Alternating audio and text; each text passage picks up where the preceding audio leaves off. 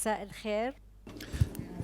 Good afternoon and welcome to all of you, and thank you for the invitation, Dr. Ibtisam, and thank you for being with us at this conference. I am Mina Al-Raibi, Editor-in-Chief of the national newspaper in Abu Dhabi. I am very happy to moderate this session on the future of New Syria and Headwinds. We will be discussing different topics after historic changes that took place in Syria in less than 1 year with the new administration of Syria. I will present the speakers.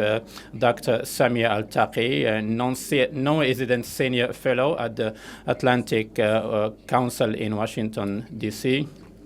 Dr. Imn Turkmani, Assistant Professor at the London School of Economics and Political Science and Director of Research Center of Conflict in Syria, and Dr. Ammar Kahf, Executive Director of the Oman Center for Strategy Studies in Damascus. This session is in Arabic language. Please grab your translation headsets and let's start. First of all, there is some good news. Yesterday at night, President al-Shar met with the President Trump at the White House. So as a journalist, I would like to give my insights on this topic, and then we will delve into other issues. Dr. Ammar, the importance of the visit to Washington and what it means for the Syrian President al-Shar for the history of Syria. Thank you to Emirates Policy Center. Thank you to Dr. Ibtisam. First of all, it's a historic visit in less than 1 year. The Syrian President al-Shar visited most of the 5 countries of the Security Council. Only China and UK are left, and I think he will complete those countries by the end of the year. So Syria is regaining its position in the world. It's coming back particularly to the Western world, and stability of Syria is one of the conditions of that, and also to restore its healthy and normal relationships with the US. And this visit was the culmination of many meetings with Congress members and ministers. Also, many meetings took place over the last 3 months. So it was a culmination of many topics that President al-Shar discussed with President Trump, including Syria, adhesion to the international coalition of anti-terrorism, and also other issues, and also lifting the sanctions on Syria, and also to push for ending the law of Caesar before the end of this month.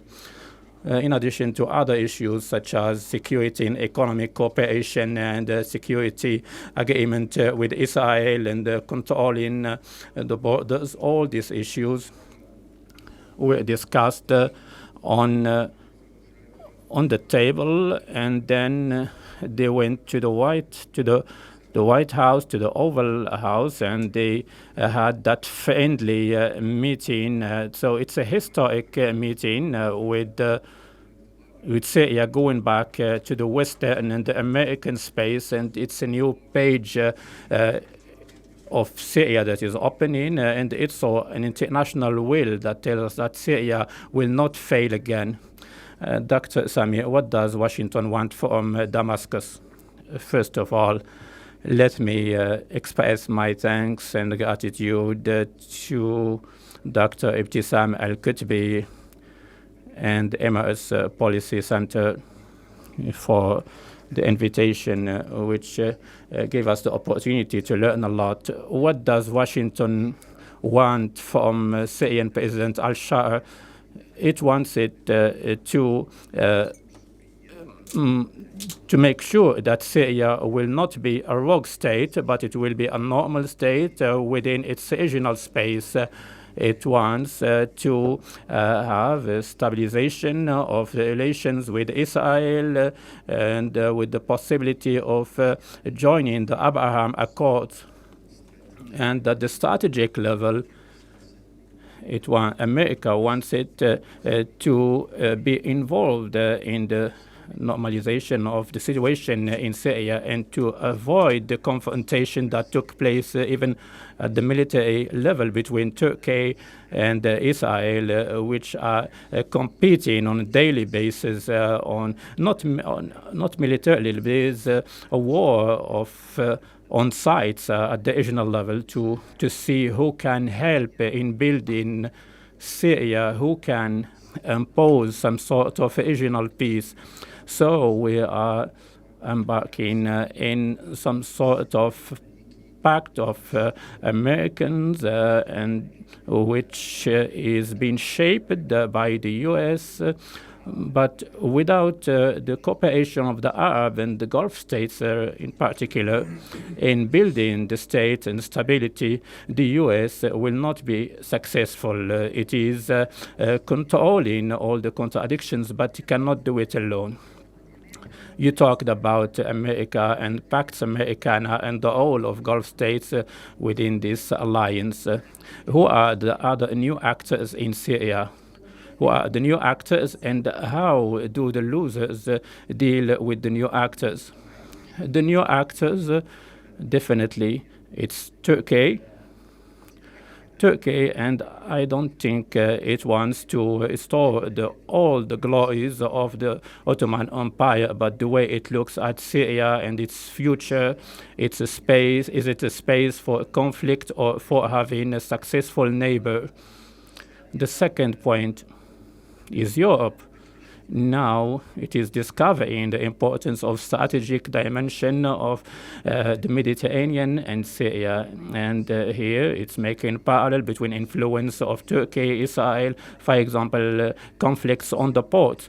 The main losers, first of all, we have Russia, which did not lose Bashar al-Assad, but it lost the Syrian army, which it nurtured, and with all the details, this is a strategic loss on which they worked for 70 years. So this was a strategic mistake in the Russian policy. Also for Iran, like I asked in the previous session, it's supposed to review in terms of the national deterrence of Iran, in terms of the national interest of Iran, to review the policy of supporting different forces that entered Syria. So I think now there is a competition. It's still peaceful between the winners, and also been working to overcome the losers. Dr. Hamar, the meeting with Donald Trump and this American interest in Syria, the impact of that on domestic government and the challenges that Syria is facing, including the agreement by President of Syria to join the alliance. First of all, I would like to say, as Arab women, we are now within a space which is predominantly is attended by men, but I am feeling proud to be here with you here intellectually, and we discussing all the details. So the change we are looking forward in the Arab world would not happen without having women as leaders in such positions. So thank you, Dr. Ibtisam, for that. The current leadership in Syria, when it took over power, that happened in the background of different ideologies, and the challenge was for them how to change that ideology, because they found out that the old ideology cannot govern all of Syria. We have the foreign policy and issues, that the one that you mentioned, to join the international alliance. Like the main theorist, Dr. Noel, who is the minister Minister of Justice issued a fatwa that prohibits completely joining the international coalition or to cooperate with it, considering it as even infidelity. Now the president is joining this coalition. He is at the White House, which before he had fought against its forces. So this is a big challenge, and it led to a different division within the coalition. And yesterday, Dr. Mata Luis issued a different fatwa that goes completely against what he said before, but it was not convincing as fatwa without any meaning, and would not convince anyone who joined that organization for ideological reasons. So there is a challenge, a big challenge. And unfortunately, that leads to divisions that are unnecessary, and the Syrian society does not need division. We are talking about division, Dr.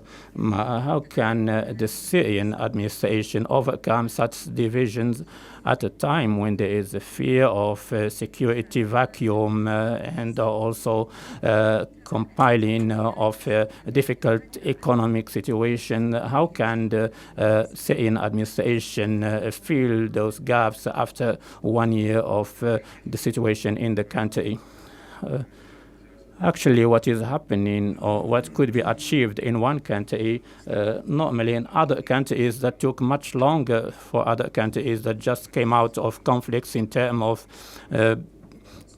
basic services such as flour and gas, and also even the situation could have been worse, but there was direct negotiations with the Front of the Levant Liberation and different factions to adopt a new pact for transition with integration, but the division that took place within the Front of Liberation of the Levant started even 2 years before or more, by opening up to the rest of the world. And the Front was not fighting at the international level. Yes, there was some fatwa, but did not fight the Syrian democratic forces, did not confront other parties that are funded or supported by the US, and this was done on purpose. So there was some sort of preparation to make sure that this group are not against any international entities. So they had started visits a few years ago. They started cooperation with the international coalition at least 2 years ago, according to research centers of the US, who talked about international cooperation in terms of handing over some persons to international coalition, and that paved the way to the political coalition. Even in the last 12 months, there has been operation, or in the last few days, there has been mini operation in different provinces to arrest some cells of ISIS and other groups of concern. So there is diligent efforts to overcome the security situation, and the main thing was how to avoid scenarios of division within the faction. So this security gap now is being filled gradually, but many steps were taken before the DDR process. It did not start yet. There is no strategic national plan, but many steps took place to reprogram the local mindset, if we can say so, to start this operation soon. If you can give us some details about this operation, which is the integration of different forces within Syria to avoid disintegration of the country, like you said, the integration of the forces and to empower the society. It's still too early for that, but for the moment, what are the steps that have been taken and the challenges for the future? The main challenge for the future is the geographical integration with the other factions, Democratic Syria and Al-Suwaida, and those parties as faction at least, they are not part of the Syrian army. There are negotiations in the east of Syria. There is a diplomatic agreement that took place in Amman. It was not enacted yet, but for Al-Suwaida, what took place so far is the gathering of all those factions, the consolidation of the factions, and counting the persons, inventory, and also inventory of the arms with those factions, and then also empowering and rehabilitating them and making sure that no faction, that there will be no new recruitments within those factions, and to avoid that would scale up, and to unify also the legal reference and salaries were being paid at the central level and the promotion at the central level. More than 3,000 officers of different ranks who came back to the army. There was also a vision for different persons who were not involved in the bloodshed, particularly at the Ministry of Interior. At the local level, some national cadres in the police and the army were restored. This took place in the last months. There was some in the past, some crisis at the local level, but as I'm saying, this was before the integration. It was the legal reference and also the financial and the political to make sure that that communication will not be done with other entities from outside the country. And so this is part of what the Syria is undergoing, is to regain trust, and the government is following a gradual policy to regain the trust. Now there is a new charter of policy, and this needs some training. It will not happen overnight because the person would belong to a faction, and then he will need to follow specific rules and respect the orders and instruction because he had just volunteered to join armed faction, and they gained experience, but they did not train professionally as an army. Those people have been rehabilitated at the military college. All these operations are complicated. They need surgical interventions and need support. There has been support from Saudi Arabia, from Turkey, and other countries that did not mention that. They provide training and expertise, even with the software, the law of managing the army, and those are operations that happen behind the curtains.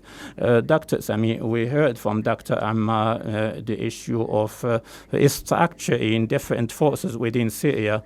But there is also the security and the political issues and regaining trust, not only for the fighters, but also for the citizens to regain trust in authority. For you, what are the main challenges in filling the security vacuum and also for regaining the trust?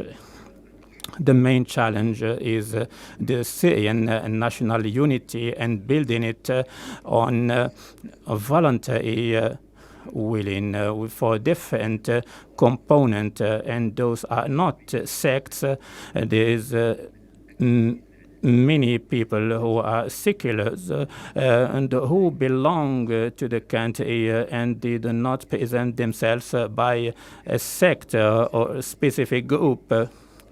This is the culture of the traders from Damascus and Aleppo and Hama, and who built the relations with the previous regime accordingly. If we look at the army, for example, what is the type of the doctrinal culture of the army in terms of al-Sharia?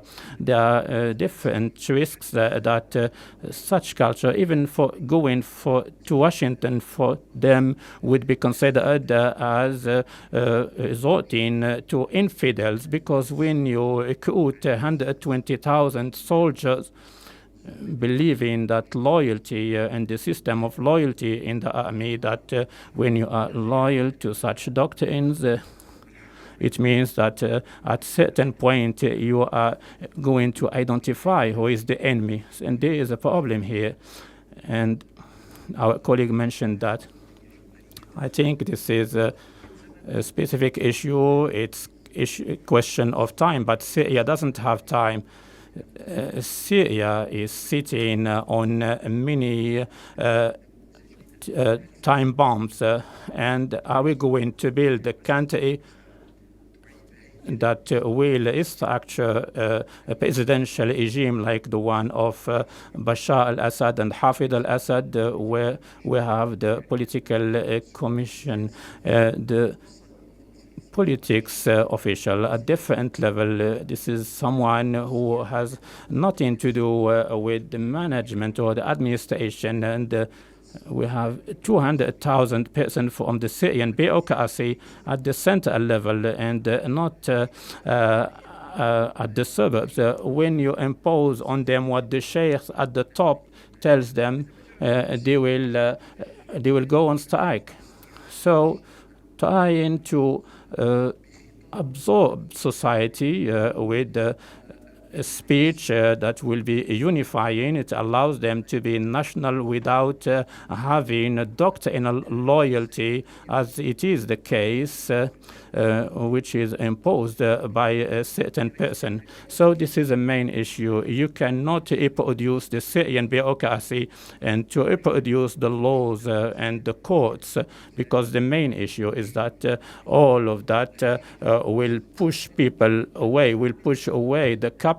There are factories now in Syria that are closing down. What it did not do during Bashar al-Assad time. So what will reconstruct Syria is the businessmen of Syria. We are very grateful for all the help that our colleague brothers from UAE and Saudi Arabia are giving to Syria, but this will not be enough for Syria, because in Syria 80% of men are jobless, 80%. This what's more important than building a 4-star hotel.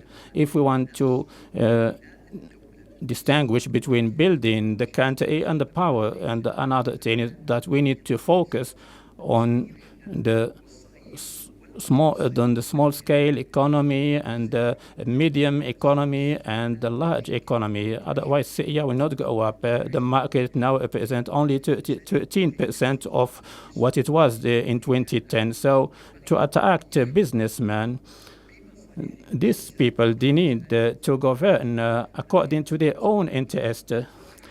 And we need one of those two models, the model of the state that's governed by these businessmen and their interests and not their doctrines, because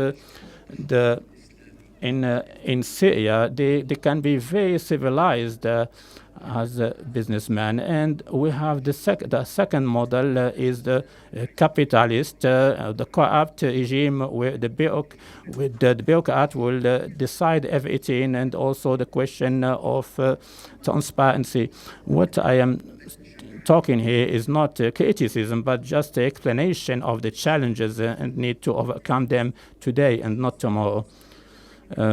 Briefly, there are some who own factories and did not close them down under the previous regime, and they are doing so now. Some would consider that the support of the previous regime, no, these people are from Damascus. They adapt with the hegemony of intelligence service of the previous regime of different types. But now there is a problem. For example, Turkish goods, they can get in without any controls or checks. Also for the public sector, it has billions of dollars, but how would that be distributed? So this is why transparency is required.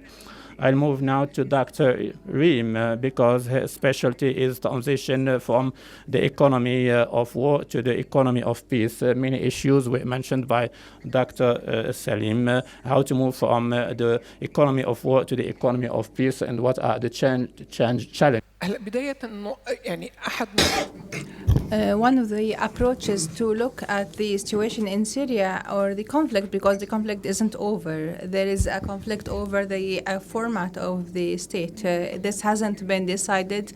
Even since the collapse of the Ottoman Empire, we've been fighting over the form of and format of the state that we want. This wasn't decided with a legitimate constitution written by the people and implemented by the ruler.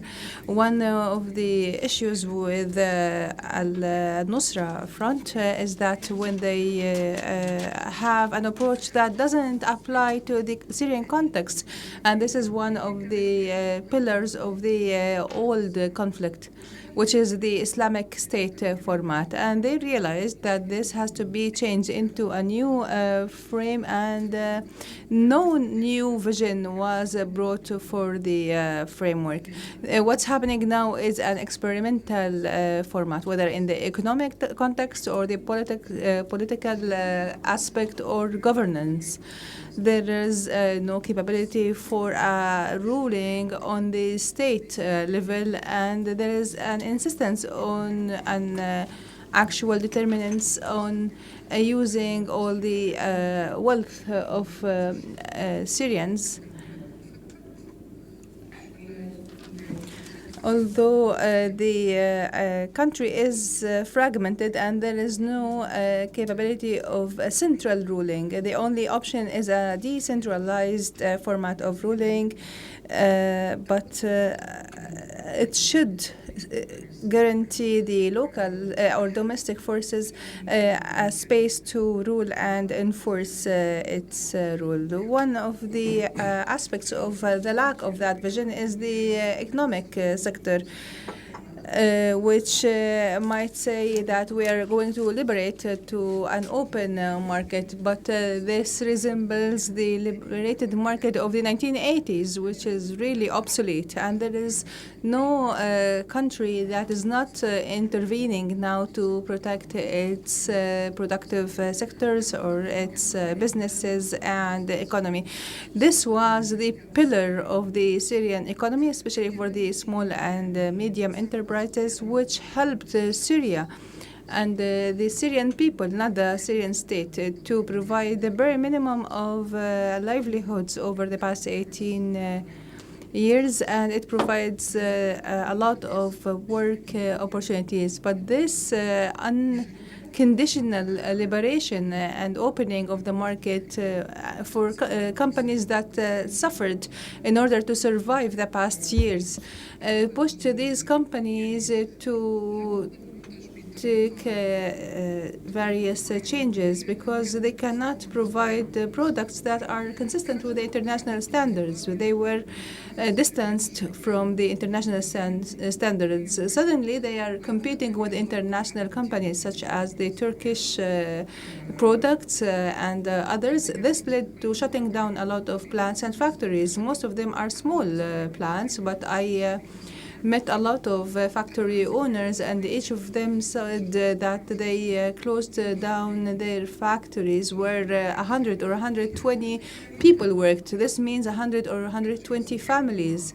In Aleppo, I met a group of industrialists who said that they are being replaced with a new productive sector that is imported. So the commercial zone in Aleppo was bought by Turkish companies and Turkish factories, and the Syrians are unable to compete in that sector despite their financial capabilities and their expertise. And this is very dangerous because it strips Syria of its identity, and this is one of the parts of Syrian identity. This is a sector that helps stabilize Syria and a part of a value chain that has several phases, such as the agricultural sector that serves the industrial sector, and this kills a part of the value chain and pushes a large number of Syrian young people to be unemployed who can be attracted by new armed movements or others. I believe this is a very dangerous issue that's making it very difficult for the Syrian people to change. Also about the movement from the war economy to the peace economy, it is important to move the Syrian economy and especially the financial sector to the light, from the shadow to the light, because the economy of war requires shadow and black markets, and under the sanctions and the long-standing crisis in Syria, the economy of war pushed the whole Syrian economy into the informal economy. And if we don't move it to the formal economy, where all transactions are done through banks, not through cash or illegal transfers or informal transfers, without having imports and export being done through formal channels, it will be very difficult for us to move from the economy war to the peace, economy of war to the economy of peace. A lot of people have more interest in remaining in this type of the economy of war, and they will be resisting the move towards a formal economy. They will try to create new security forces where each head of an armed group will have their own local resources of income, including the barriers and others. This is part of the economy of war. They will be resisting this process, which makes it more difficult, but it is based on the integration into the international financial system, which requires everything that I spoke about, requires transparency and governance, and requires accountability and independent judiciary system. And without this process, the Syrian economy and Syria will not be revived. And the current lifting of sanctions is a very important step in that direction. However, it will be revealing to the current governance of the economic system in Syria, which is completely unsatisfactory. It is not transparent. No one knows the decision makers, despite having ministers and excellent people such as the governor of the Syrian Central Bank and others who are doing tremendous work. But there is a different structure that makes the decisions. There are some suspicious transactions and processes. There are mechanisms such as the sovereign funds and investment funds that are being created without any accountability or transparency. They lack the political independence, and all this will have catastrophic impacts if this hasn't been changed, and I believe we still have the chance to reverse this. Thank you, Dr. Reem. We will open the floor to questions. If you want to ask a question, please ask for that. And now we'll move to Dr. Ammar to comment on some of these challenges, as well as the audience to ask their questions. Dr. Ammar, speaking about transparency, governance, the centralization and decentralization, they are all foundations of the Syria future. Decentralization and decentralization is being used by foreign sides that believe it will lead to defragmentation of Syria, and that some parties such as Israel will take control of or increase its dominance in Syria. How do you view these issues in a time where we need speedy steps to save the country and the economy? If you want to draw the scene quickly, we have new actors and old actors, local and international actors who lost and are trying to lead Syria to this loss as well. We still have the sanctions that are not lifted completely, and even if they are lifted, the banks will need some time to rejoin the system. Banks in Syria are almost bankrupt, and their systems are obsolete. They are very old Windows and Linux operating systems. They have no idea about artificial intelligence, and ChatGPT is still blocked in Syria. So the simplest AI tools are blocked, partly due to the sanctions, and of course for other reasons. And the regime itself would have blocked it. So these sanctions are even before 2011. Yes, they date back to 1979. It was a rogue state outside the history. We are talking about very obsolete laws and regulations. Even some laws date back to the 1950s when Syria and Egypt were one country. Including the laws of parties and societies and some economic laws and regulations, even the crimes against international human rights. And the new constitution is using the international law and international humanitarian law for that aspect. But in terms of procedures, there are no domestic laws that enable judges to prosecute against some crimes. Like the prosecution of Bashar al-Assad, which criminalizes him of some murders, although he killed thousands and thousands of people. So wherever we want to start, there is a problem with the reformation. 90% of people are under the poverty line. Some people are still displaced. The vast majority of people are still in camps in Idlib and other areas. Camps are still there. There are people who are unemployed. 80% of people are unemployed, and the numbers are catastrophic altogether. So when we talk about reformation and transparency, this is not a justification, but they cannot catch up with everything. They need the help of experts, Syrian experts and foreign experts, and ministers are talking publicly about the phenomena of expert tourism. It is a kind of a joke, but they come and look at the situation, they take photos and give their recommendations and leave. And this is a very negative phenomena. All ministers, I'm not sure about now, but the first 3 months, they used to sleep at the ministry. I visited some of them after working hours because they had a huge burden. This is the result of wars and years since 1963, a regime that was designed to destabilize. It was designed to export problems to neighboring countries and to humiliate the people, and designed to deprive people of jobs and livelihoods. This was the motto of the regime, and one of the officials of that regime said that this people does not deserve services or an airport or decent life. The change right now is being done on all levels, the passport department, the civil status departments, even the slightest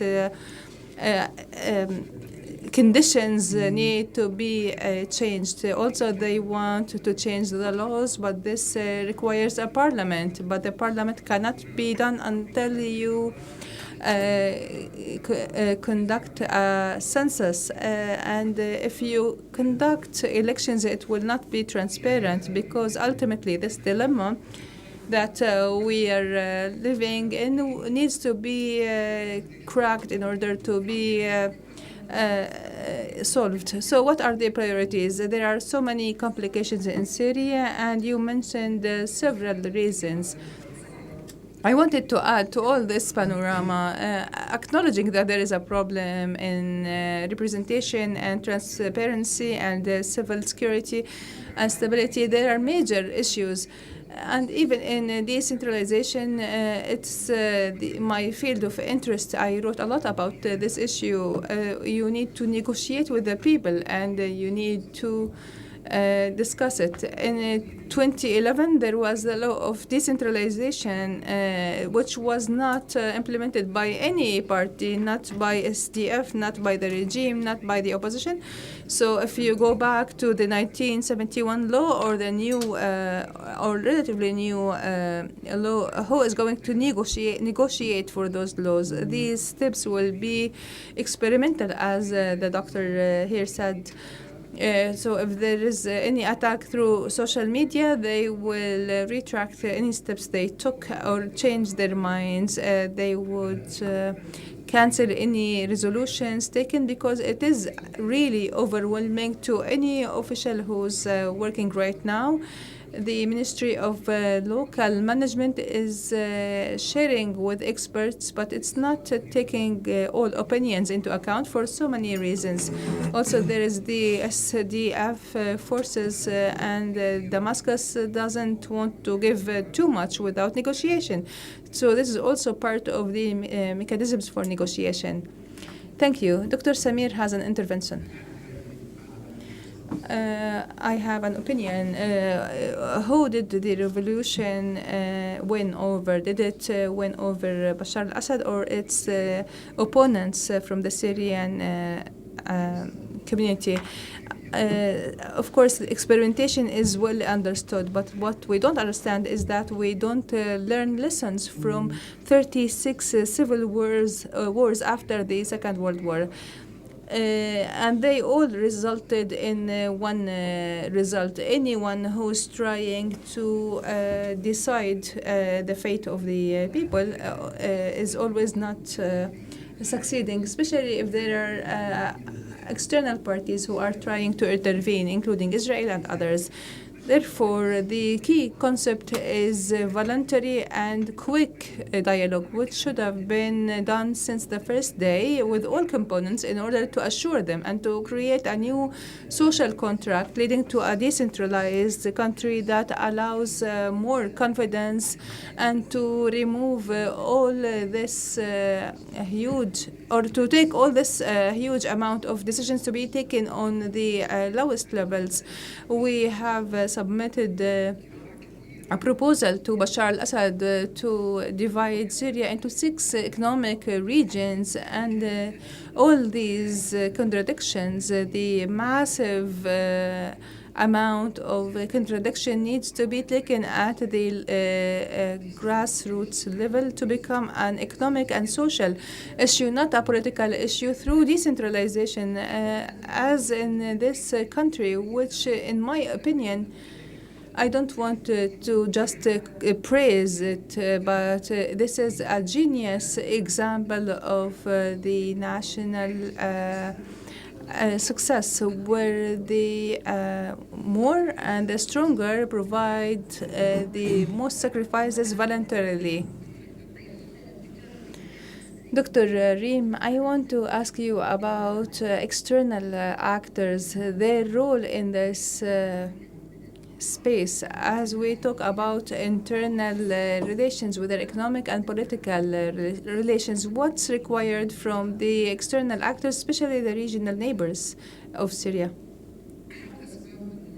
One of the reasons that the Syrian conflict extended for a long time was the external interventions in various directions, and each intervention was for the interest of a specific side in the country. What we need right now is that interventions are for the interest of the Syrian internal community, and that they are not contradicting.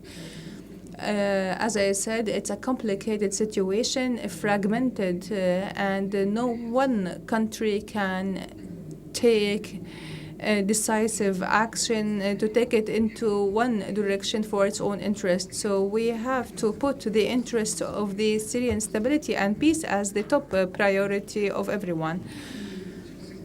As we are talking about the future of Syria, and this is the title of this panel, let's talk about the future and what causes us to be optimistic despite everything we said. The thing that I most believe makes me optimistic is the local leaderships.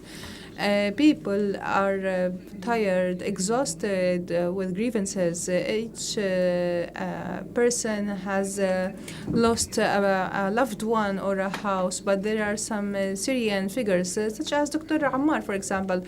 He left Turkey and came back to Syria with all his experience to play an important role in advising on policies. There are a lot of these figures.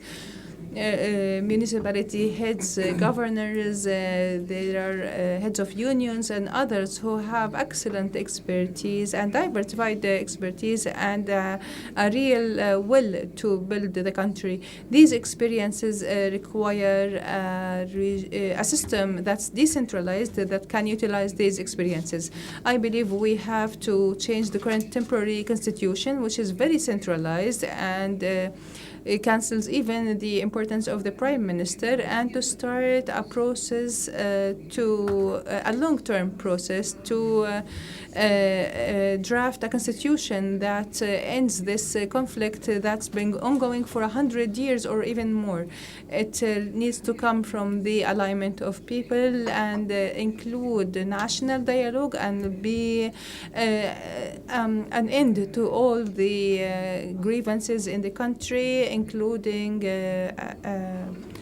negotiations and agreements among all sides, where each party and each identity in Syria can express what they want and build the trust with other sides in order for us to ultimately reach a constitution that's accepted by all. And only when we are there we can reach a stable Syrian state. With a format that is trusted by everyone for ruling the country, and people will not respect the constitution without this format of leadership. They will always have a motivation to challenge this regime unless they have that kind of trust. Despite everything, there is a lot of freedom that's more than before. I talk a lot and criticize the current regime. I still can enter Syria and talk to decision makers, although I am completely and clearly against them, but I don't feel that I am threatened, and this is an important opportunity that we need not to lose. Dr. Ammar, question about the future of Syria. We should look at the future.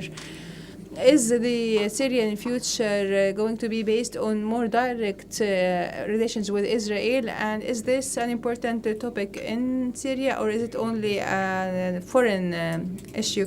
I believe it's important for Syria domestically and internationally, and it was also one of the issues that were discussed yesterday with Mr. Trump.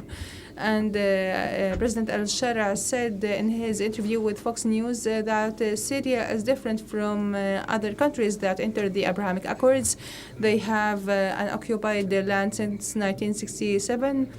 There are lands that were occupied after the 8th of December. So the approach towards Israel is different from other countries. There is a cautious optimism, and there is no military resolution from the regime's point of view, and a lot of Syrians are exhausted. They want to rebuild their country and to focus on early recovery, education, and health. No one wants to fight, whether externally or internally. Syria doesn't want to be in war or anything. Is there going to be direct negotiations? There have been meetings with ministers from Syria and Israel, and some meetings were held in Azerbaijan, in Turkey, and here in the UAE. As well as France, let's say several countries, and all those meetings help in easing the tension. The goal is to reach a security agreement that at least would make Syria regain some of the lands that were occupied, and to have some security understandings in order to prevent smuggling and to ensure the security of borders for the region. Let's take questions from the audience. Joseph Bahouth. Thank you very much, Mina. I think that this is such a rich discussion and fascinating.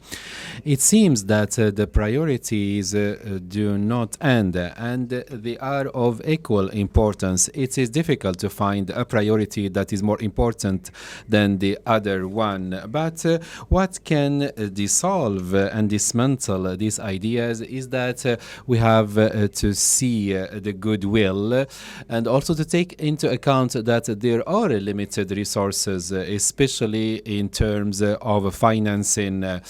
And going back to the event of yesterday evening, there was a topic that was not tackled enough.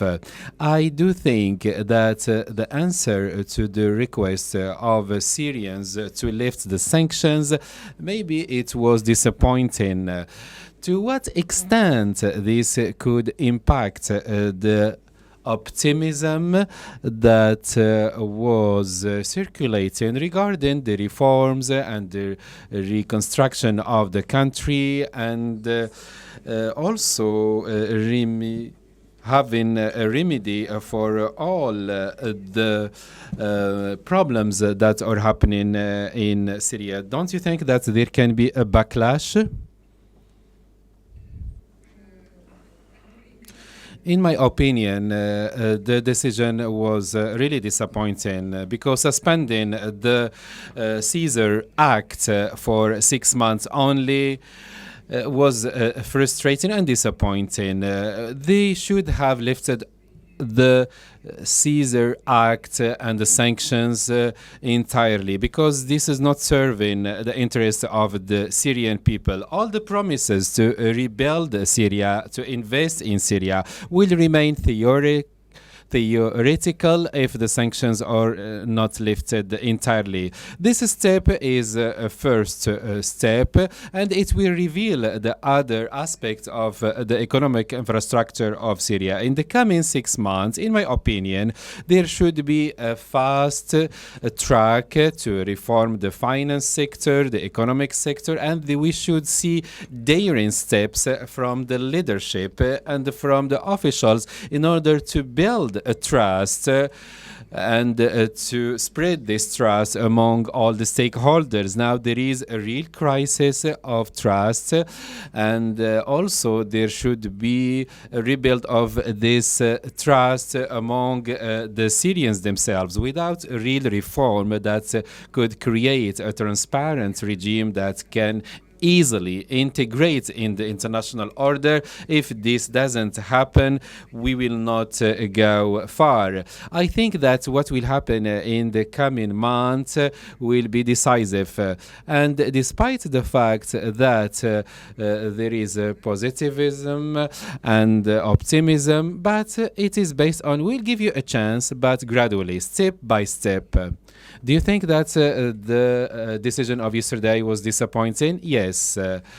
very disappointing. I think that inside the American administration there is a heated debate which includes Tom Barrack and Steve Witkoff and Rubio, and they want to save the face of Donald Trump and also keeping their commitment in fighting terrorism, in protecting the rights of the minorities in Syria, not allowing any new massacres in Syria, and also, most importantly, the peace with Israel.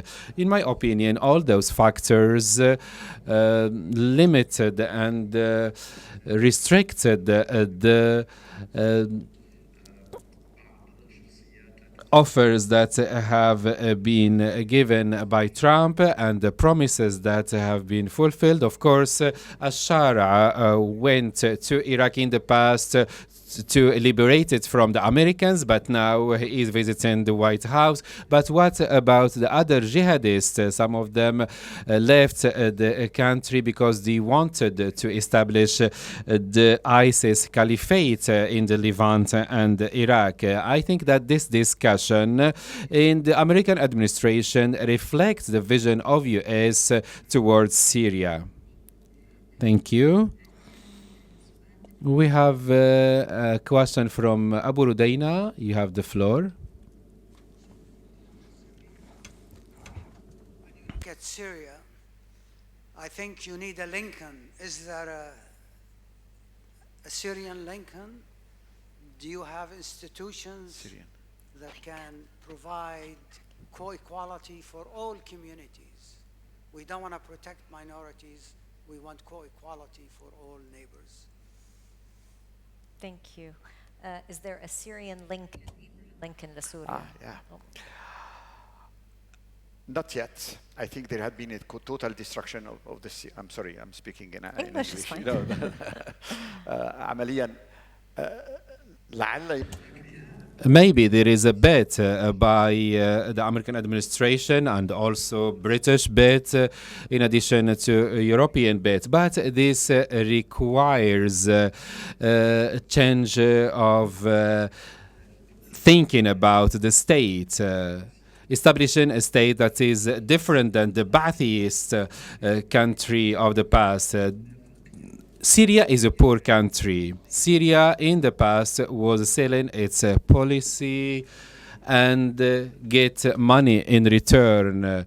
That was happening during the crises, during the wars.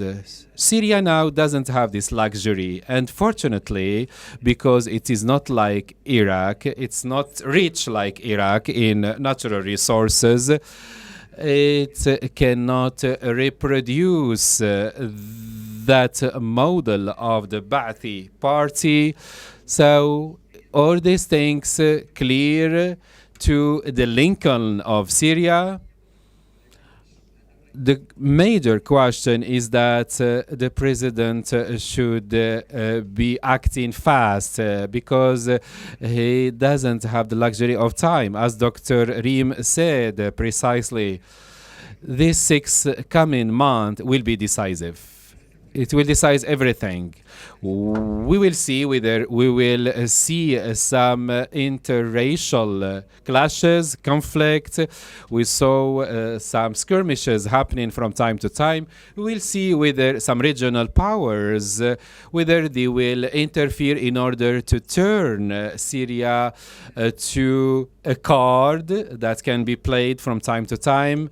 If there is harmony in the social fabric of Syria, this will prevent all the concerns and dissipate them. I want to ask you, did you see that the decision of Donald Trump to suspend the sanctions and not lifting them entirely is disappointing? And the theme of governance, given the hypothesis of a Lincoln of Syria, do you think that this can happen in the coming 6 months before any internal implosions? I am optimistic, but cautiously for what will happen in the coming 6 months, because there are some positive indicators. We see some improvements in the indicators of liberties, the freedom of speech, and the performance of institutions, even the centralization issue. In the last 12 months, there were some disparities, but at the end of the day, we are heading to a better situation. Regarding the sanctions, I don't think that this decision is frustrating. We remember that in May there was a decision that was temporary. Now there is a bill in the Congress. It was passed by the Senate, and now it should be passed by the House, and there was the Committee of the Foreign Affairs by Brian Mass, and yesterday there was a meeting with President Ashara with this committee, and he appeared in Fox News, and he deliberately appeared in those channels, and Donald Trump told him, let's make this happen immediately. So this suspension is a temporary measure waiting the complete removal of the Caesar Act, and there was a procedure that is important, which is given the key to the officials of Syria, the key of the Syrian embassy in Washington. I think that we overcome 90% of the hurdles, but we'll see what will happen in the end of November, when we'll see the total repealing of the sanctions without any snapbacks. I think that this is it. I don't think that we have to wait for Lincoln or Saladin of Syria, but we bet on the constitutional awareness of the Syrians, the collaboration of the European Union in order to rebuild the capacity of Syria, and to utilize the think tank of Syria and the Syrian diaspora. I think that those who engaged in the revolution now, they are aware of that, and the same generation of Ashara, this generation is different, and I think those are the ones who are in critical positions. And of course we have some shortage in the competencies and in the talent, but there is a problem in how to use and utilize these experts and expertise of the Syrians. Some ministries do not know how to utilize them. Some institutions want to bring experts, but they don't have the financial resources to do that, or they don't possess the know-how. So there should be more awareness about that, more institutional awareness, and we hope that automation plays a role in bettering that. Regarding the Syrian issue, and since you talk about Syria in this rich discussion, we will continue for another 10 minutes, taking other questions and comments. So we have Sheikh Salek wants to ask a question. Thank you, Ms. Mina. I have a question to Dr. Ammar, and it is an internal question, and another one to Dr. Samir, and it is an external question. Dr. Ammar, let me ask you, we know all the past of Mr. Ahmed al-Shar'a and his group, and it is clear that no one wants to talk about. My question is, now there are several agreements that will be struck between the state of Syria, US, and Israel. Do you think that the Syrian citizen doesn't have concerns in this regard, because those officials are signing contracts in order to clean themselves, knowing that they were part of some groups in the past?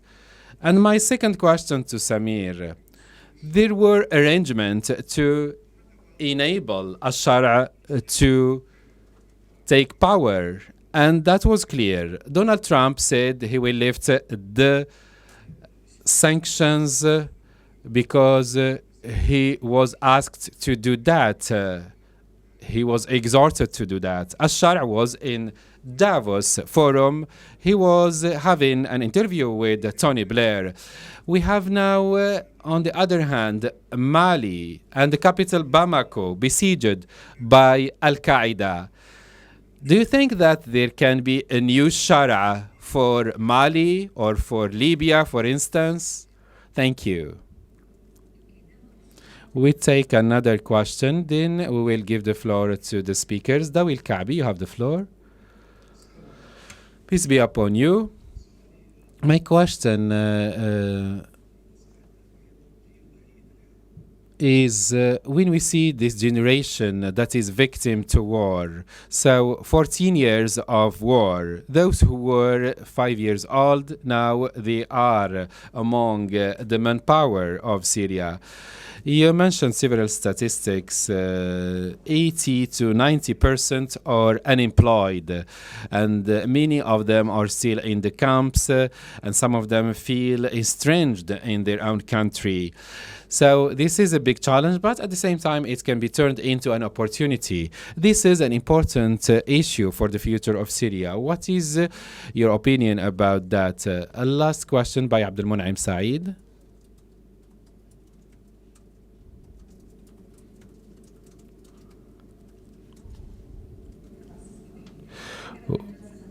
Well, it seems that we will give back the floor to our speakers. Dr. Samir. Thank you very much. The question of Mr. Asalik was not so clear to me, so I ask him please to repeat the question. Well, he asked about some arrangement that preceded the leadership of Al-Shara in Syria. The arrangement to enable Al-Shara to become an interim president started 7 years ago, and that was led by Western countries, and Petraeus talked about that in his statements and discussions, in addition to some British diplomats, and that was in collaboration with the Turks. And we have to say that Mr. Dermer of Israel was in Turkey for 1 week during the preparation for toppling Bashar al-Assad. So there was a kind of consensus in the international order.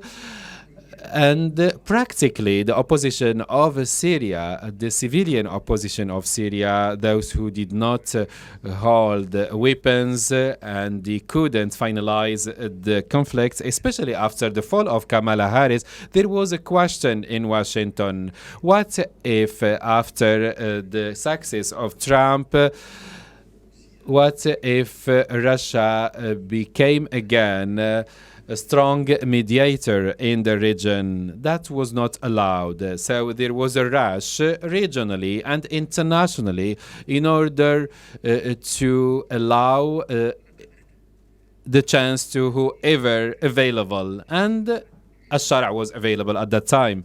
So there were several factors regionally and internationally that concluded that the operation is over. We could have seen the operation ended in Aleppo. There were several tanks in Homs, in Adra, in the suburbs of Damascus. All those have been stopped gradually. So this operation could not have happened without these compromises and understandings and negotiations, and especially at the regional and international arenas. There was a soft landing because there were no victims. That was a very important element. But this doesn't mean that the current government is not transitional. It is indeed transitional. This transitional government, will it be able to finalize things and to navigate successfully and to be the founding government of a series of leaders who will be heading Syria to the right direction. Of course, this will be shown by what will happen in the coming years. I am a surgeon, and in surgery, we say that the best surgeons are the most pessimistic. I don't mean that the patient will die, but we have to be aware of the risks. Dr. Reem, the generation of war is so important, and you talked about the optimism vis-a-vis the leaders, the young leaders of Syria. What is your input? I think that the generation that we talked about is the most important, so we should contain those young people in education, in economy. We have a big gap in education, very big gap in education in Syria. We have a lot of needs in order to employ those young Syrians in agriculture, in industry, in services. It's why we need to revive the economy of Syria. And this takes me to another issue, which is the way we look to the past of Ashara. I think that his past is one of the reasons that justified how the Americans are dealing with him. And now there is a focus on fighting terrorism. That approach focuses on fighting the brands like ISIS. So now there is a focus on fighting ISIS and not fighting the root causes that generated extremism and terrorism. President Ashar knew that since the beginning and for years. It's why he positioned himself as a partner to fight ISIS and not terrorism. And he was arresting ISIS fighters and killing them because they are the adversaries and enemies of Ashara since 2013. So that resulted for the United States in having a relation with a potential partner in fighting ISIS. But the bit now is to provide the economic circumstances in order to make all the Syrians away from any terrorist groups and create the necessary circumstances that could improve the life of the Syrians and not let them victims to terrorism. I would like to say that for the future, if I may suggest, in the matter of fighting terrorism and fighting ignorance, they are interrelated. I think that one of the topics that we should focus on is the investment in the new education that empowers the citizens who can contribute to building the society and the country. And I think that the Gulf countries have the full potentials and they have a unique experience and they can do a lot in helping Syria and cleansing the Syrian society from any extremist tendencies or trends. I think that Syria is part of what we are discussing in terms of connectivity, telecommunication, and reach out, etc. The question is whether people are having any concerns. I think that in order to dissipate any concerns, we have to be transparent. By doing so, people will be more assured and people will be accompanying us with what will happen. We don't want to see some hidden agreement. Other than that, if we talk about the past and things like that, in Fox News, Ashar said that that's history. And he was in his 20s, and the state of Syria at the time was the sponsor of the Syrian youth to go to Iraq. So the Syrian state, since its inception, was based on exporting terrorism to Iraq, to Lebanon, and to export Captagon, to traffic in Captagon, etc. Now we talk about a new era. Did Ash-Shara understand that? Of course he did. Otherwise, he could not have followed that approach. So he could absorb that notion positively, and then he had compromises with different countries, and he was praised by Trump as a handsome guy, as a person who can overcome the past, etc. Thank you very much. Dr. Reem wanted to comment, but I told her we are running out of time, so now it is time for lunch.